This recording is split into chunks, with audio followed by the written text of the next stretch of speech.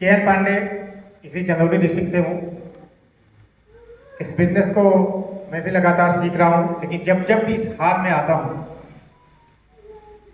जब इस हॉल में आता हूँ, जब इस हॉल में खड़ा होता हूँ, मुझे एक घटना याद आ जाती है। सुनाऊँ क्या? छोटी घटना है। जब इस बिजनेस के स्टार्टअप मैंने किया था, मुझे बिजनेस देने वाले, मैं भाग्यशाली हूँ कि मुझे ऐसे शख्सियत के माध्यम से बिजनेस मिला कि मुझे विजन खोजने के लिए कहीं जाना नहीं पड़ा।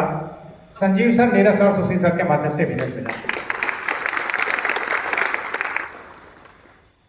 तो मुझे ये पता नहीं करना था कि इस बिजनेस को कौन लोग करते हैं, किसके लिए बना हुआ है।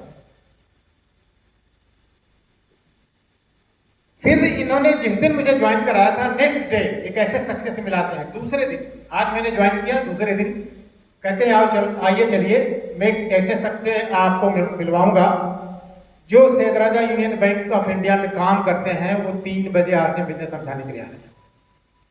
मैं कितना भाग्यशाली रहा कि जिन्होंने मुझे ज्वाइन कराया उनकी हैसियत का मुझे पता था, और जो बिजनेस समझाने वाले हैं उनको समाज को हैसियत का पता है। ये बिजनेस मुझे जब क्लियर हुआ, विजन उसी दिन क्लियर हुआ।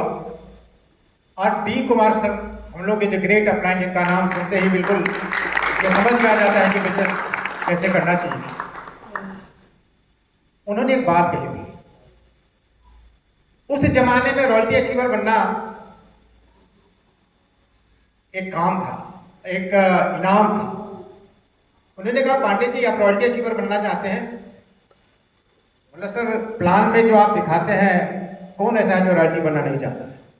तो उन्होंने कहा चंदौली में हमारे ग्रेट अपलाइन सुजीत सर का सेमिनार है, इसी हॉल में। स्टेज भी वही है, हॉल भी वही है। 30 रुपए के टिकट, आपको 10 लोगों को उसमें बैठाना है। अगर आपने 10 लोगों को उस सेमिनार में बैठा दिया तो मैं गारंटी के साथ कहता हूं कि आप रॉयल्टी अचीवर बनेंगे। ये घटना याद आ गई थोड़ा सा, इसलिए मैं जिक्र कर रहा हूं। मैं 30 रुपए का टिकट बिना पैसे का भी दिया, पैसे से भी दिया। एक व्यक्ति को मैंने पैसे लेकर के टिकट दिया और धमकी भी दी कि उसमें आना है। 10 लोगों में से 9 लोग तो नहीं आए। जो पैसा दिए वो भी नहीं आए, जो बिना पैसा के टिकट दिए थे वो भी नहीं आए। लेकिन एक ऐसा शख्स जो मना नहीं कर सकता था, वो मेरा साला था।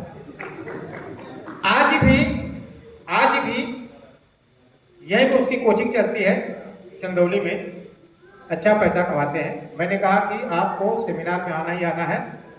अंदर से मैं कह रहा था कि मेरे जीवन का सवाल है कि रॉयल्टी अचीवर मुझे बनना है।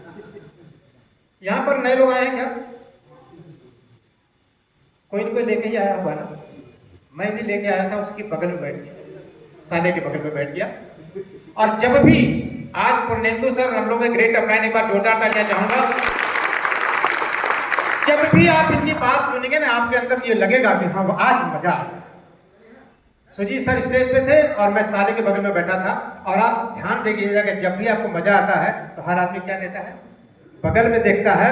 देख के सिस्टम अंदर ही कहता है, आप समझा? कहता है कि नहीं कहता है? और सुजीत सर जब स्टेज पर आए, जब उन्होंने स्पीच देना शुरू किया, इतना मजा आया, इतना मजा आया, मैं भूल ही गया। भूलने के चक्कर में जैसे ही मैंने बगल में देखा, मेरा साला गायब। आप जरा सोच के देखिए, आप जिसको लाए होंगे, एक ही आया, वो भी गायब। अब क्या हुआ होगा? मैं बाहर निकला, डी सर बोले मिलाओ 10 टिकट, 10 लोगों को मिलाओ।